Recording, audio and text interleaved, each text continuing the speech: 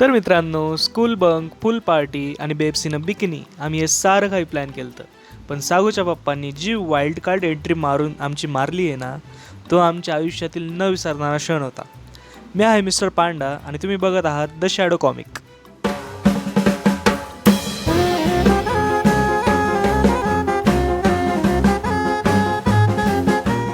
तर back in 2018 ही गोष्ट आहे मी आणि माझ्या 3 भावांची. हा यार भावांची, माहीत नाही लोक आम्हाला मैत्रीच नाव का देतात, but they are my brothers यार. सगळ्यात पहिले मी थोडा अभ्यासात हुशार, थोडा बकचोदीमध्ये. नंतर येतो विक्टिम ऑफ द स्टोरी सागू, आमचा बॉडीगार्ड विदाऊट बॉडी.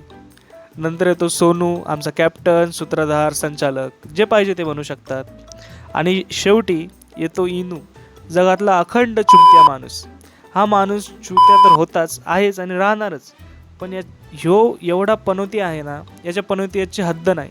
आणि हे मी का म्हणतोय हे तुम्हाला पुढे स्टोरीमध्ये समजेल. तर आम्ही सारे एका शाळेत होतो, पीपल्स हायस्कूल. आणि टू बी व्हेरी ऑनेस्ट, आम्हाला अजून नाही समजलं या शाळेला हायस्कूल का म्हणतात यार. फीचर्स तर सारे लो स्कूलवाले होते. रोज शाळेला नाव ठेवून त्याच शाळेत जाणं ही आमची लाचारी होती. रोज 7 वाजता शाळेत जाणं, 7 ते 12 बकचोदी करणं आणि मग घरी येणं. या शेड्यूलला आम्ही एवढं कंटाळलो होतो की आम्हाला पाहिजे होता चेंज. बस असंच लंच ब्रेकमध्ये फॉर अ चेंज काय करावं हा विचार चालूच होता. तर अचानक आमचा कॅप्टन उठतो आणि बोलतो, चला आपण पूल पार्टी करू. आता हे बघा, आयडिया तर मस्त होती, पण आमच्यासोबत आता महापनोती माणूस. आता एक दिवस बंक मारू, पूलमध्ये पार्टी करू, आपल्या गर्लफ्रेंडसोबत नाचू. पण गर्लफ्रेंड एकाचीच यार, सोनू दादाची. आम्ही तिघं निहायती सिंगल माणसं. आम्ही एवढे सिंगल होतो की तुम्ही ॲड नाही पाहिली शुद्ध देसी घी, तशी आम्ही शुद्ध देसी सिंगल माणसं. तर सारं काहीच डिसाईड झालं की उद्या बंक मारू, कॅप्टन तिकीट बुक करेल आणि आम्ही तिघं तिथं स्वतःसाठी गर्लफ्रेंड शोधू. Plan fix. आम्ही पाण्याच्या बॉटलने चेअर्स केलं, एक जाम जिंदगी के नाम.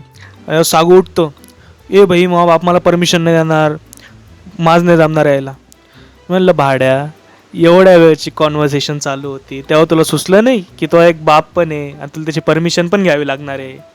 सारं काही डिसाईड झाल्यानंतर मध्ये वेंचोत आपला बाप घातला आहे नाही.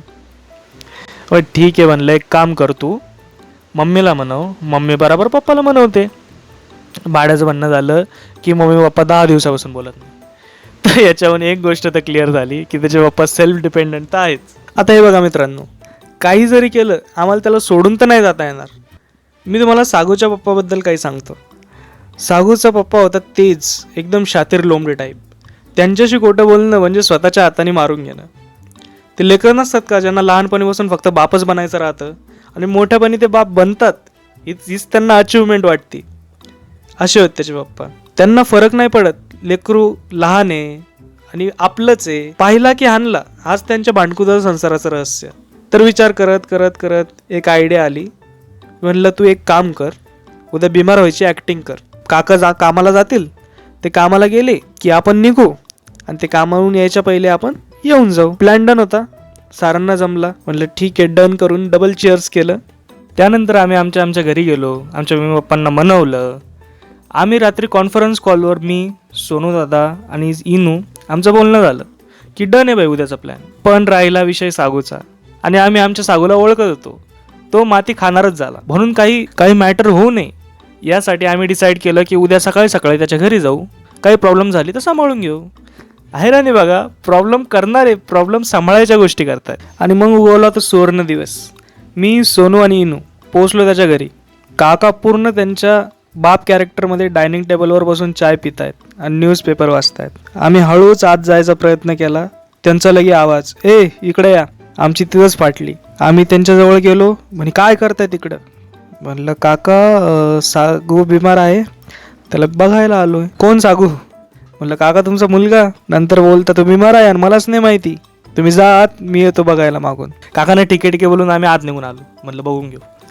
त्याच्या रूममध्ये जाताच भाऊ झोपेल, त्याच्या कमरेत लात घातली. म्हणलं उठ भोसडीच्या, जायचं आपल्याला. भाऊ उठतो आणि बोलतो कसा की भाई मी झोपायची ॲक्टिंग करत होतो. म्हणलं लावडा तू झोपेल होता, शांत राय. काका येतात 5 मिनिटात, काय करायचं ते ठरवा आधी, कारण की तुझ्या बालिश नाटकाने काही झाडा फरक नाही पडणार. आम्ही ठरवलं की याला ताप असण्याची ॲक्टिंग करू, पण काका पण बाप माणूस, ते करणार क्रॉस चेक. आता काय करायचं तोच विचार आमचा चालू होता. तेवढाच आमचा महाचोमते इनू बोलतो, एक काम कर, थर्मोमीटर घेऊ, गरम पाण्यात बुडू आणि काकाला दाखवू. किचनमधून गरम पाणी आणणं एवढं सोपं नव्हतं. किचन आणि त्याच्या रूमच्या मध्ये येतो डायनिंग टेबल, आणि डायनिंग टेबलवर बसलाय बाप माणूस. तर ग्रहण चर्चा करून आम्ही एका कंक्लुजनवर आलो की जर सागूने थर्मोमीटर त्याच्या सगळ्यात गरम अंगविशेषमध्ये ठेवलं तर it can be work. Yes yes yes मित्रांनो, तुम्ही एकदम बरोबर विचार करत आहात. त्याने थर्मोमीटर घेतलं आणि त्याच्या 2 सेक्सी लेग्समध्ये ठेवलं.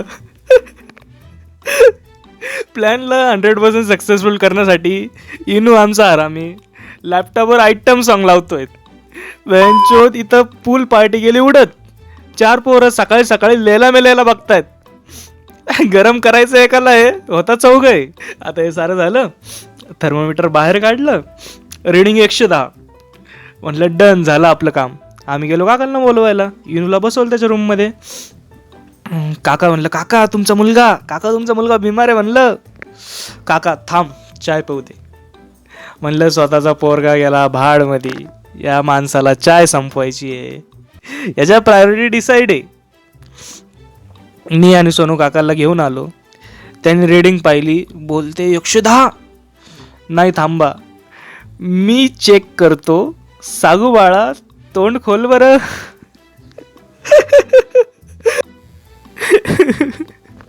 सागू बोलतोय पप्पा कशाला, एकदा झालं चेक, दुसऱ्यांदा काय करायचंय.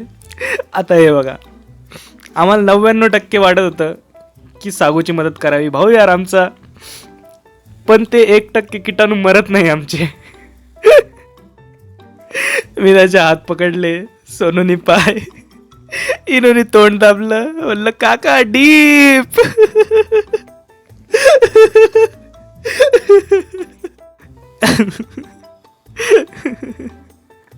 थर्मोमीटर बाहेर काढलं, रिडिंग 120. काका म्हणले बाळा तू कर आज आराम. असं बोलून काका जॉबला निघून गेले. काकांनी जसा रूमच्या बाहेर पाय टाकला, सागू पळाला वॉशरूमकडं आणि उलट्या करतोय. म्हणलं भाई आज हा काही सोडत नाही आपल्याला. पण एक प्रश्न होता की रिडिंग वाढली कसं काय. कारण की रिडिंग तर खोटी होती ना. इनू बोलतो भाई तुम्ही जेव्हा काकांना बोलवायला गेलते ना तेव्हा लैलाजीचं गाणं संपलं होतं यार, तर आम्ही लैलाजीची मूवी लावली होती. मी म्हणलं भाड्या एकटा कसं काय पाहिली तो. थॉट प्रोसेस सेम आहे बाई. आता एवढ्यात आमचा शहीद सिपाई वॉशरूम मधून बाहेर येतो. डोळ्यात अंगार, हातात बॅट, त्याची ग्रीप काढतोय.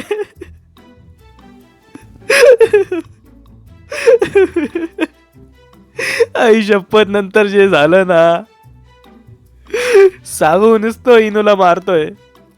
त्यात पण इनू आमचा बोलतो बाई तू मारून घे, मारायचंय पण टेस्ट कशी होती.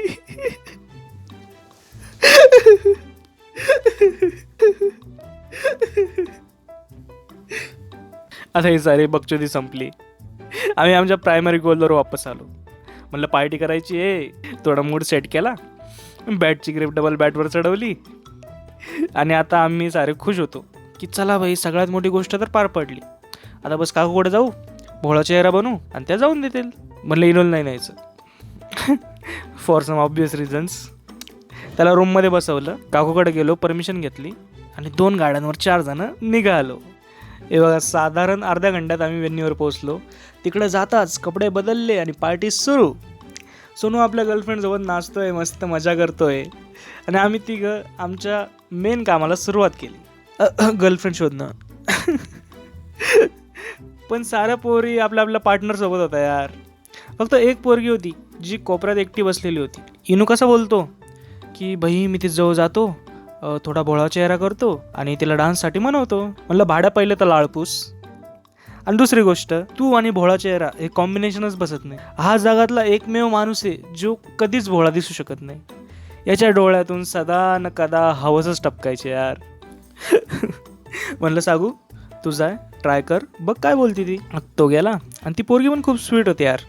तिनं खूप चांगला रिस्पॉन्स केला त्याला. त्यांचं बोलणं सुरू झालं.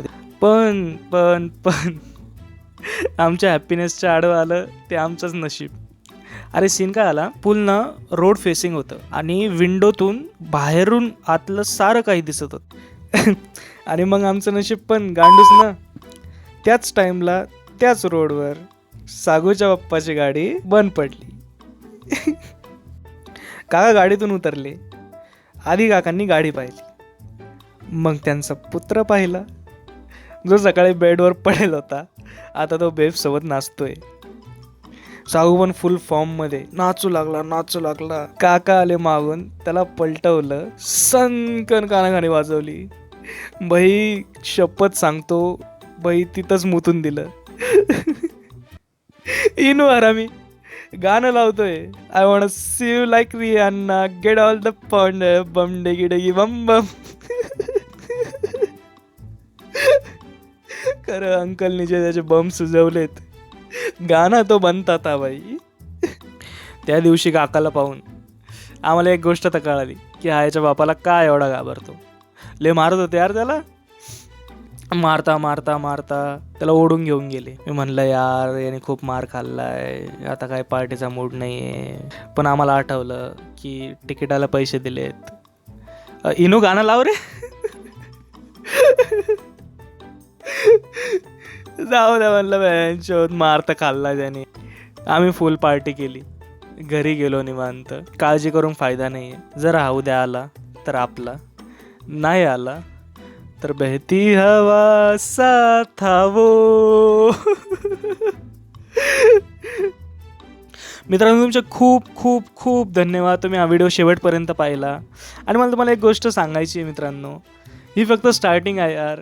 या चॅनलवर अजून खूप काही येणार आहे, पण मला गरज आहे तुमच्या सपोर्टची. Please subscribe to this channel. Please तुमचा सपोर्ट दाखवा, लाईक करा, शेअर करा, याची खूप गरज आहे सध्या.